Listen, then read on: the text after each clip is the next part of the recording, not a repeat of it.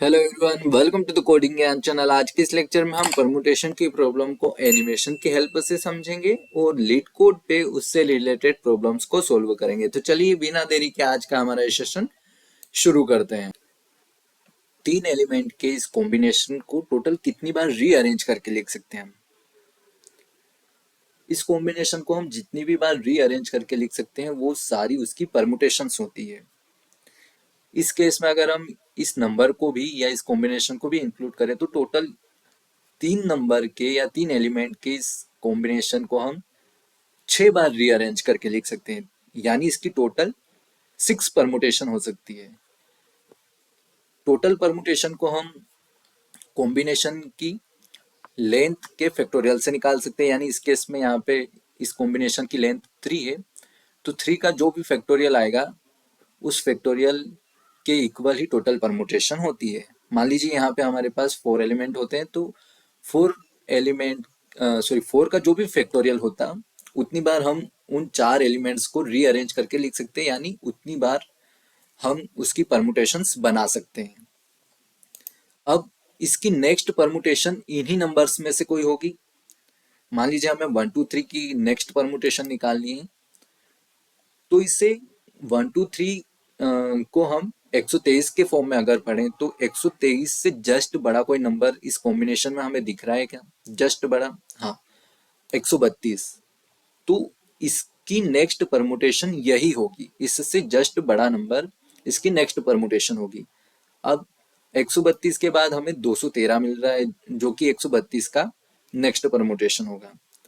अब इसके बाद आगे की परमुटेशंस को भी हम इसी टाइप से निकाल सकते हैं, यानी किसी नंबर के कॉम्बिनेशन का जस्ट बड़ा कॉम्बिनेशन उसकी नेक्स्ट परमुटेशन होती है। किसी भी सेट या कॉम्बिनेशन का नेक्स्ट परमुटेशन हम 3 स्टेप्स में आसानी से निकाल सकते हैं। मान लीजिए 1 2 4 3 का हमें नेक्स्ट परमुटेशन निकालना है, तो इसके लिए हम एक आई वेरिएबल की हेल्प लेंगे और ये चेक करेंगे कि क्या ith इंडेक्स पे रखा हुआ एलिमेंट i+1 इंडेक्स पे रखे हुए एलिमेंट से छोटा है।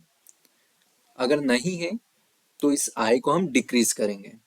फिर से चेक करेंगे क्या ith इंडेक्स पे रखा हुआ एलिमेंट i+1 इंडेक्स पे रखे हुए एलिमेंट से छोटा है। तो हाँ, इस केस में छोटा है, तो हम इस ith इंडेक्स को किसी और वेरिएबल में स्टोर कर लेंगे। एक स्टेप तो हमारी ये हो गई। हमने इसे राइट से ही इसलिए चेक किया है क्योंकि अगर हम लेफ्ट से चेक करेंगे तो हमारा लेक्सिकोग्राफिकल ऑर्डर बिगड़ जाएगा। तो एक स्टेप हमारा ये कंप्लीट हो गया। नेक्स्ट स्टेप में हम इस ith इंडेक्स यानी इस idx इंडेक्स से आगे के सभी इंडेक्स पे रखे हुए एलिमेंट्स को शॉर्ट कर देंगे असेंडिंग ऑर्डर में, ताकि हम इस idx इंडेक्स पे रखे हुए एलिमेंट से जस्ट बड़ी वैल्यू को आसानी से फाइंड कर सकें।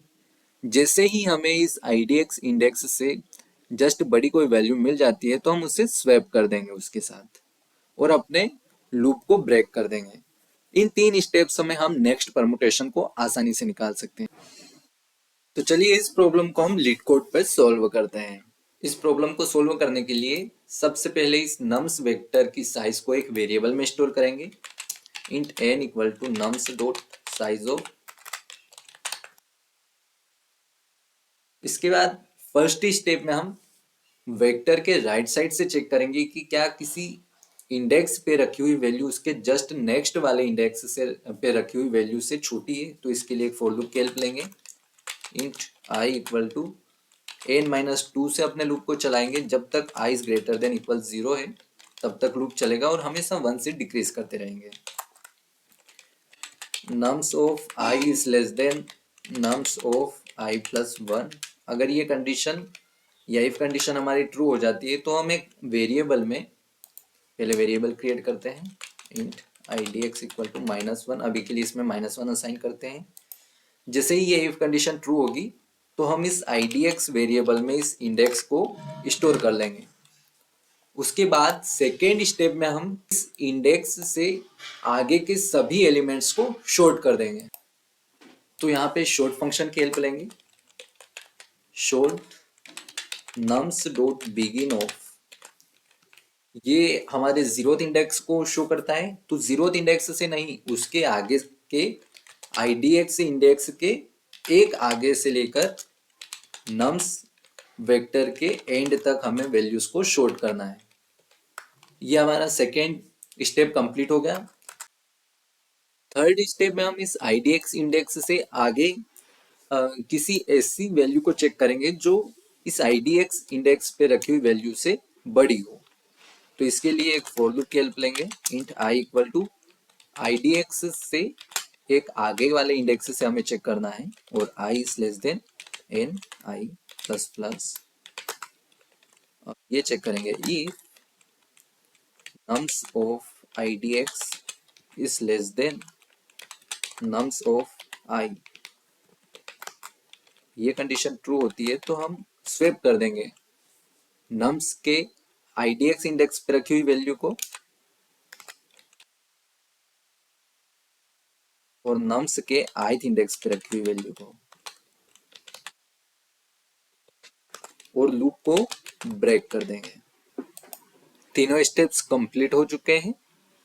हमें इस फॉर लूप को भी ब्रेक करना होगा। जैसे ही हमें IDX वेरिएबल में कोई ऐसा इंडेक्स मिल जाता है जिसकी वैल्यू उसके नेक्स्ट इंडेक्स से छोटी है तो हम उसे ब्रेक कर देंगे।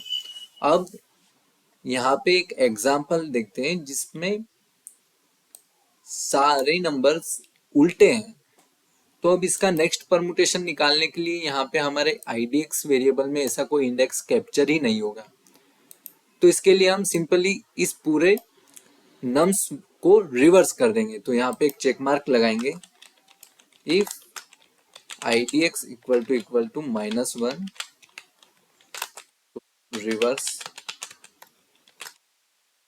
nums dot begin of nums dot end of और फंक्शन को रिटर्न कर देंगे।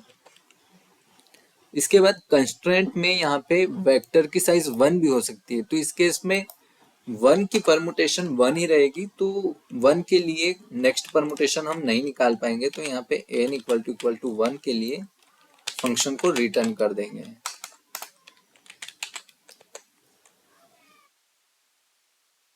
ठीक है, अब हम इसे रन कर दें। एक्सेप्टेड। अब इसे सबमिट करते हैं।